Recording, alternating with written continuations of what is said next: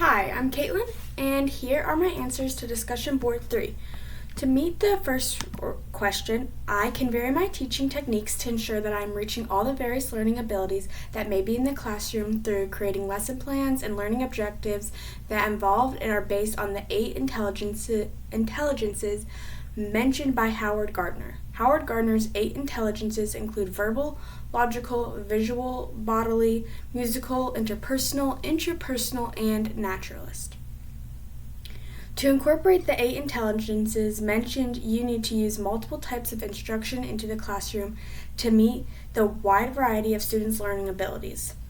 Orlick mentions many different scenarios that multiple types of intelligence can be integrated in the classroom. For example, learning a second language can be enhanced by multiple intelligence activities such as readers' theaters, role-playing, oral presentations, and journal writing.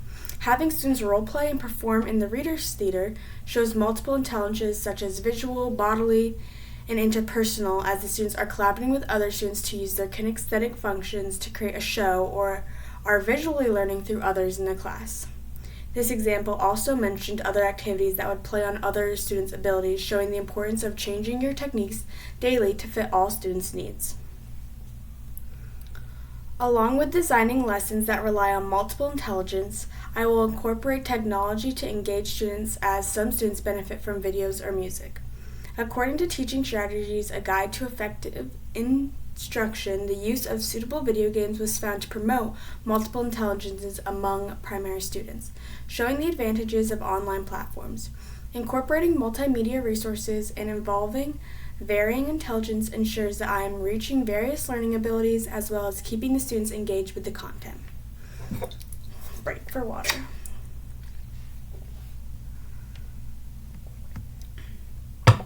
The next part of the first question was about teaching online or in an online platform. If I were teaching in an online or virtual environment, these techniques would change but not alter entirely, as I would still find a way to create objectives and lesson plans that meet various learning abilities or intelligences. When working in an online environment, I would apply more multimedia resources like simulations, videos, or interactive websites to engage with students who are visual and auditory learners. Instead of having students use role play to engage in learning, I would provide them a hands-on project that could be completed at home or create an online lab to engage kinesthetic learners. I also think it is important to still support and invite collaboration into my classroom environment, so I will use online discussion boards and breakout rooms for collaboration and build on the students' interpersonal abilities. Lastly, for part 2, I chose the question, what graphic organizers could you use to present concepts in your subject area of teaching, and how do graphic organizers work for children? In my future classroom, I can use graphic organizers such as flowcharts, Venn diagrams, concept maps, and even cartoons to help engage my students in the content.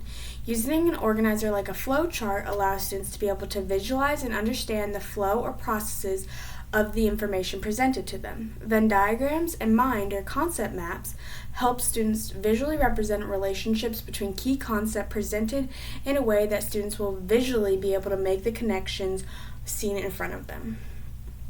According to Orlick, concept maps have a long history of helping students absorb content at higher levels, showing how concept maps or graphic organizers can benefit students as it expedites and helps them focus on the content they are learning. Graphic organizers also work for students because it presents the information in a visual way that can follow the student's way of thinking.